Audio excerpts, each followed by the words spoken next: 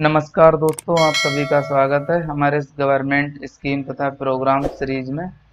हम लोग आज के सेशन में 5 स्कीमों को लेकर चर्चा करेंगे। तो सबसे पहले हम लोग इनकी जो हेडलाइंस हैं उन पर नज़र डालते हैं। पहली स्कीम है ब्लू फ्लैग परियोजना, और दूसरी है समीप, और तीसरी है उम्मीद योजना, और चौथी है निर्भीक योजना, और पांचवी सेवा भोज योजना। तो समीप का फुल फॉर्म यहाँ पे आपको याद रखना है, student and MEA engagement programme. तो यहाँ पे एमई का मतलब है मिनिस्ट्री ऑफ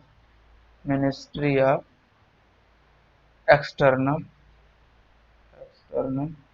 अफेयर्स, ये आपको ध्यान रखना है। तो चलिए साथियों, हम लोग सेशन स्टार्ट करते हैं। आज के सेशन की पहली जो स्कीम है ब्लू फ्लैग प्रोजेक्ट या ब्लू फ्लैग परियोजना। आपको हिंदी में, ये इंग्लिश में भी आपको ध्यान रखना है, ब्लू फ्लैग प्रोजेक्ट, ये इसका इंग्लिश है। तो सबसे पहले इसमें आपको याद रखना है, इसे पर्यावरण वन और जलवायु परिवर्तन मंत्रालय द्वारा शुरू किया गया है, ये बात आपको याद रखनी है। और दूसरा इसका जो उद्देश्य है वो आपको याद रखना है, समुद्र तट को साफ करना तथा पारिस्थितिकी तंत्र को मजबूत बनाना, इसका मुख्य उद्देश्य है। तो इस स्कीम में आपको इतना ही याद रखना है प्रीलिम्स पॉइंट ऑफ व्यू से, यही ज़्यादातर महत्वपूर्ण बिंदु हैं इसमें जिनको आपको अच्छे से याद रखना है। तो अब हम लोग अगले प्रोजेक्ट या स्कीम पर आते हैं। अगला स्कीम है SAMEEP, student and ME engagement programme. तो ये आपको ध्यान रखना है, इसे विदेश मंत्रालय ने शुरू किया। दूसरा इसमें इसका उद्देश्य आपको याद रखना है, छात्रों को विदेश मंत्रालय की कार्य पद्धति से अवगत कराना, इसका मुख्य उद्देश्य है। तो ये आपको ध्यान रखना है। तो इस स्कीम में भी जो महत्वपूर्ण पॉइंट हैं वो यही बन रहे थे, आपको इन्हीं पे फोकस करना है और याद रखना है। अब हम लोग अगली स्कीम पर आते हैं। आज के सेशन की जो अगली महत्वपूर्ण स्कीम है वो उम्मीद योजना है या उम्मीद स्कीम। तो सबसे पहले आपको इसकी फुल फॉर्म याद रखनी है, unique method of management and treatment of inherited disorder. तो ये इसकी फुल फॉर्म है, आपको याद रखनी है। अब इसे शुरू किसने किया ये भी आपको ध्यान रखना है, जैव प्रौद्योगिकी विभाग द्वारा इसे शुरू किया गया। इसका उद्देश्य नवजात शिशुओं से संबंधित आनुवांशिक बीमारियों से निपटना, इसका मुख्य उद्देश्य है, आपको ध्यान रखना है। अब इससे संबंधित जो कुछ मुख्य बिंदु हैं वो भी आपको ध्यान में रखने हैं। पहला है, इस कार्यक्रम को रोकथाम इलाज से बेहतर है की अवधारणा पर विकसित किया गया है, आपको ध्यान रखना है। दूसरा इसमें आपको याद रखना है, इसके तहत सरकारी अस्पतालों में परामर्श, प्रसव पूर्व चिकित्सा प्रबंधन और अन्य विषयों से संबंधित देखभाल प्रदान करने के लिए निदान केंद्रों की स्थापना करना। यहाँ पे निदान का फुल फॉर्म आपको याद रखना है, नेशनल इनहेरिटेड डिजीज एडमिनिस्ट्रेशन, ये आपको ध्यान रखना है। तीसरा इसमें जो मुख्य बिंदु है, इसके साथ ही मानव आनुवंशिकी के क्षेत्र में चिकित्सकों की संख्या बढ़ाना, इसका ये भी एक मुख्य जो उद्देश्य है इस स्कीम का, आपको ध्यान रखना है। अब अगली स्कीम पर आते हैं। अगली स्कीम निर्भीक योजना है, ये प्रीलिम्स पॉइंट ऑफ व्यू से काफ़ी महत्वपूर्ण है, आपको अच्छे से इस पर फोकस करना है। पहला आपको याद रखना है, इसको शुरू किसने किया, तो इसे वाणिज्य एवं उद्योग मंत्रालय ने निर्यात ऋण गारंटी निगम, इसको आपको ध्यान रखना है, एक्सपोर्ट क्रेडिट गारंटी कारपोरेशन, इसकी फुल फॉर्म है, यहाँ पे मैं लिख दे रहा हूँ, एक्सपोर्ट क्रेडिट गारंटी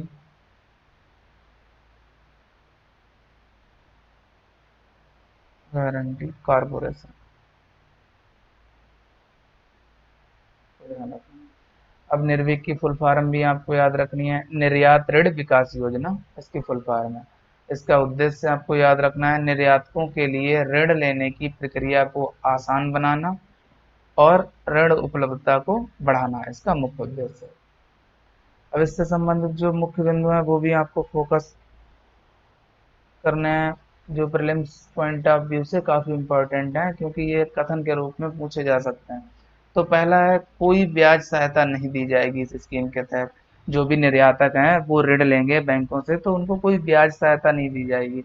जैसे किसी का ब्याज में दर को कम करना, ये आपको ध्यान रखना है, ऐसा कुछ नहीं है। ये ऋण निर्यात बीमा योजना है, ये भी आपको ध्यान रखना है।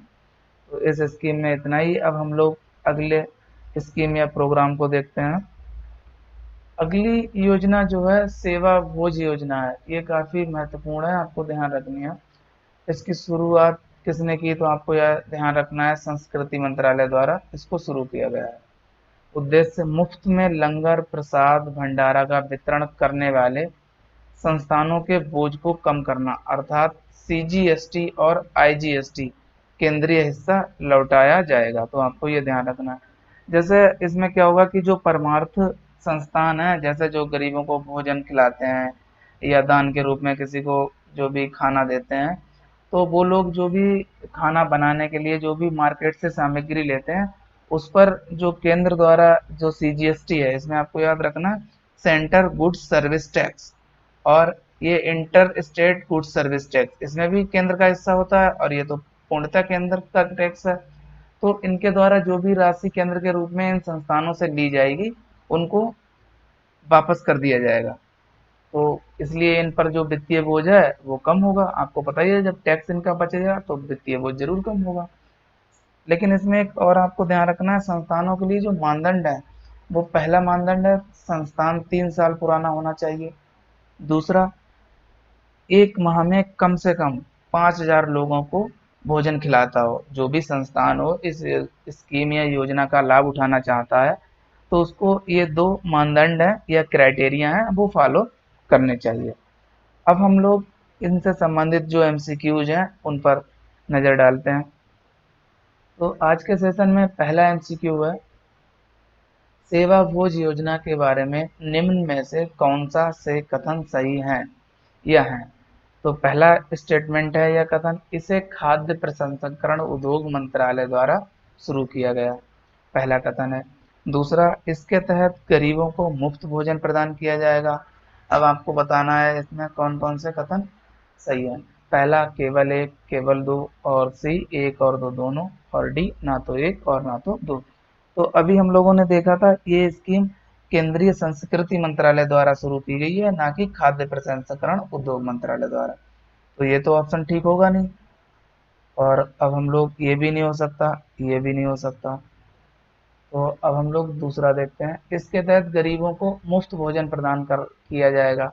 तो ये भी नहीं है, आपको पता ही होगा, ये तो परमार्थ जो संस्थान है या जो ऐसे संस्थान जो किसी को भोजन खिलाते हैं या लंगर खिलाते हैं, उनको वित्तीय बोझ में कमी करना है या उनका जो वित्तीय बोझ है उसको घटाना है।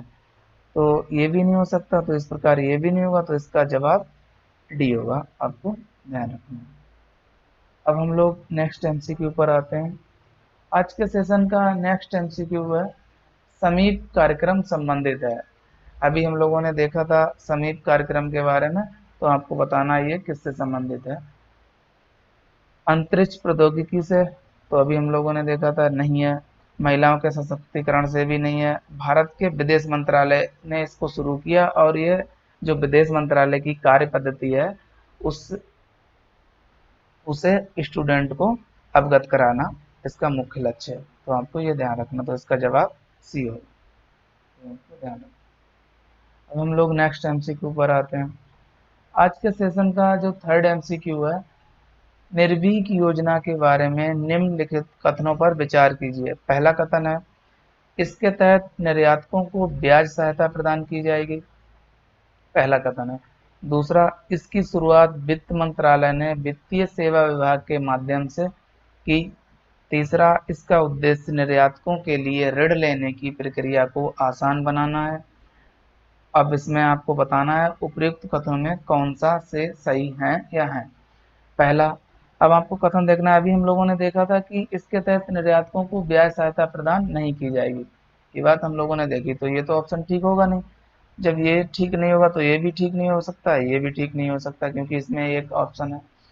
दूसरा, इसकी शुरुआत वित्त मंत्रालय ने वित्तीय सेवा विभाग के माध्यम से की थी। अभी हम लोगों ने देखा था कि इसकी शुरुआत वित्त मंत्रालय ने नहीं, वाणिज्य एवं उद्योग मंत्रालय ने, जो एक्सपोर्ट क्रेडिट गारंटी कॉरपोरेशन था, या जो निर्यात ऋण जो गारंटी निगम था उसके द्वारा की थी। तो ये भी सही नहीं हो सकता, तो इस प्रकार ये भी ठीक नहीं होगा।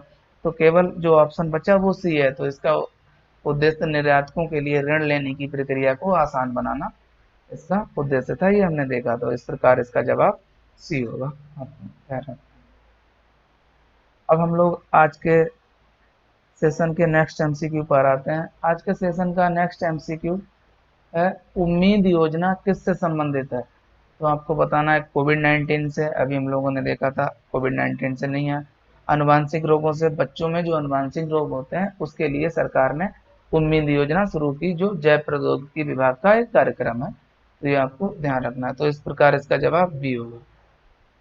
तो ये भी ठीक नहीं है एमएससी के लिए ना, ये आपको इसका जवाब बी याद रखना है। अब हम लोग आज के सेशन के अंतिम एमसीक्यू पर आते हैं। आज के सेशन का अंतिम एमसीक्यू है, ब्लू फ्लैग परियोजना के बारे में कौन सा से कथन सत्य है या है। पहला जो कथन है, इसे पर्यावरण, वन और जलवायु परिवर्तन मंत्रालय द्वारा शुरू किया गया। दूसरा, इसका लक्ष्य या उद्देश्य पर्यावरण मित्र उत्पादों को ब्लू फ्लैग टैग प्रदान करना है। अब आपको ऑप्शन बताने हैं, केवल एक, केवल दो, सी एक और दो दोनों, डी ना तो एक और ना तो दो। तो अभी हम लोगों ने देखा था इसे शुरू पर्यावरण, वन और जलवायु परिवर्तन मंत्रालय ने किया था। तो ये तो ऑप्शन ठीक होगा। लेकिन जो सेकंड स्टेटमेंट है, इसका लक्ष्य पर्यावरण मित्र उत्पादों को ब्लू फ्लैग टैग प्रदान करना नहीं था। इसका लक्ष्य समुद्र तटों की सफाई करना तथा पारिस्थितिकी तंत्र को मजबूत बनाना था। तो ये तो ठीक होगा नहीं। जब ये ठीक नहीं होगा तो सी भी नहीं हो सकता, क्योंकि इसमें दूसरा स्टेटमेंट है। तो ये भी नहीं हो सकता, ये भी नहीं हो सकता। इस प्रकार इसका जवाब ये होगा, आपको ध्यान रखना है। तो साथियों, आज के सेशन में इतना ही। नेक्स्ट सेशन में हम लोग कुछ अन्य स्कीमों के साथ आपसे मुलाकात करेंगे। तब तक के लिए कोविड-19 के दौर में आप सभी लोग अपना ध्यान रखिए और गुड बाय। तथा सेशन देखने के लिए आप सभी का बहुत बहुत धन्यवाद। और वीडियो को लाइक कीजिए तथा चैनल को सब्सक्राइब जरूर कीजिए।